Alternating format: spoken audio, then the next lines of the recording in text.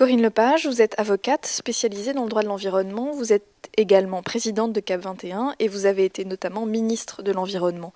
La nécessaire réduction des gaz à effet de serre suppose des changements substantiels de nos modes de vie. Les accompagner, en quoi cela consiste selon vous ? C'est rendre possible des solutions alternatives, aider à ce qu'elles soient possibles, à la fois sur le plan technique et sur le plan financier, inciter à aller dans cette direction-là, pénaliser les comportements déviants par rapport à cette orientation-là. Voilà, c'est à tout cela que doivent s'attaquer les pouvoirs publics. À cet égard, le signal prix est-il un outil pertinent selon vous ? Écoutez, si on s'inscrit dans une logique libérale et d'économie de marché, il n'y a pas 50 solutions. Il faut qu'une vérité écologique des prix, donc une vérité climatique des prix, puisse s'afficher et que donc il soit cher d'émettre des gaz à effet de serre et pas cher d'en économiser. Donc utiliser le signal prix, donc utiliser la fiscalité. La France a en termes de fiscalité verte, alors je ne parle pas seulement de fiscalité carbone, un retard extrêmement important par rapport au reste de l'Europe puisqu'on est très en dessous de la moyenne européenne qui est à 4,5 ou 5%. Nous sommes à moins de 3% aujourd'hui et certains pays vont jusqu'à 9 et 10%. Si nous voulons effectivement nous inscrire dans le développement durable, il faut changer la base de notre fiscalité. La base de notre fiscalité aujourd'hui, c'est globalement le travail. Il faut absolument alléger la fiscalité sur le travail, ça c'est une ancienne, mais c'est une vérité, et la faire peser massivement sur le prélèvement des ressources, de quelque nature qu'elle soit, y compris aller vers ce que le président Sarkozy a proposé, avec lequel je suis d'accord, c'est-à-dire une taxe au niveau communautaire, parce que l'Europe ne peut pas être la seule à supporter la charge fiscale de la lutte contre le changement climatique.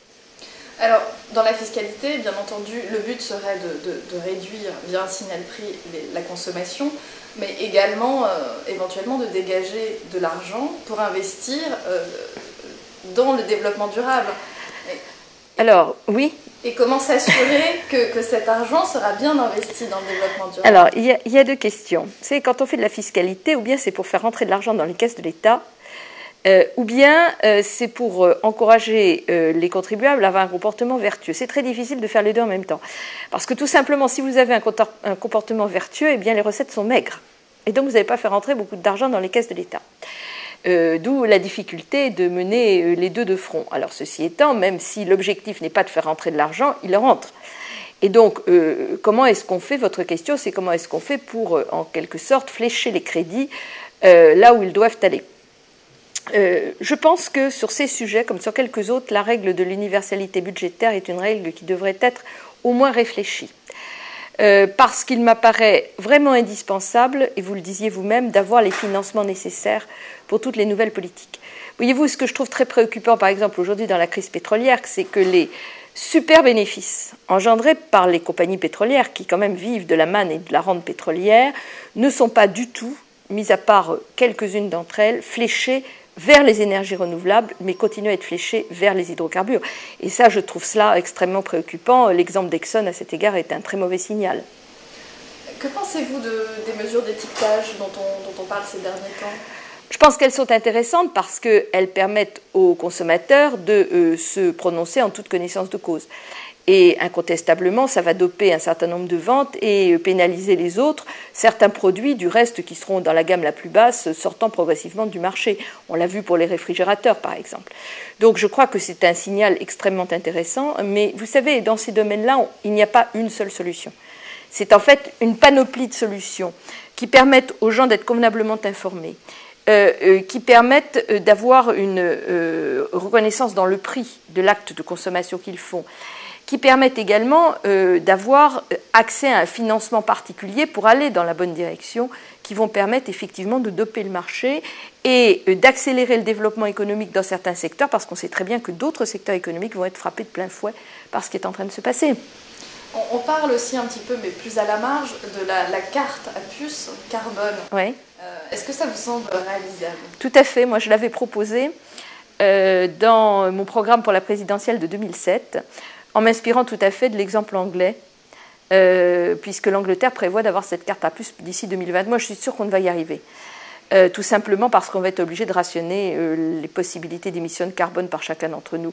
Le mot ration ou rationner est un gros mot, un mot qui fait peur, mais je ne vois vraiment pas comment on va faire autrement. Vous savez, on ne peut pas continuer à avoir des gens sur la planète qui émettent 0,5 tonnes et d'autres qui émettent 8 ou 9 tonnes. Ça, c'est pas possible. Alors, même si on n'aligne pas les États-Unis sur les Africains les plus pauvres, il va falloir quand même réduire de manière drastique nos émissions.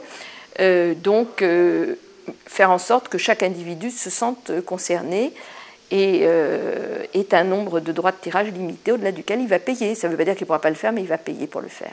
Et enfin, vous l'évoquiez, agir contre le réchauffement climatique, c'est bien, mais agir tout seul, est-ce que ça a véritablement un sens ?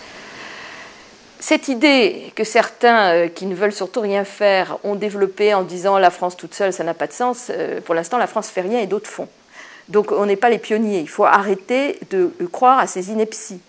Nous sommes en retard par rapport à un certain nombre de pays, y compris des grands pollueurs comme la Chine, qui ont parfaitement conscience du problème et je ne dis pas que ce soit des modèles du genre, hein, loin de là, mais qui sont tout à fait conscients des économies d'énergie qu'ils doivent faire s'ils veulent aller dans la croissance qu'ils ont connue depuis un certain nombre d'années.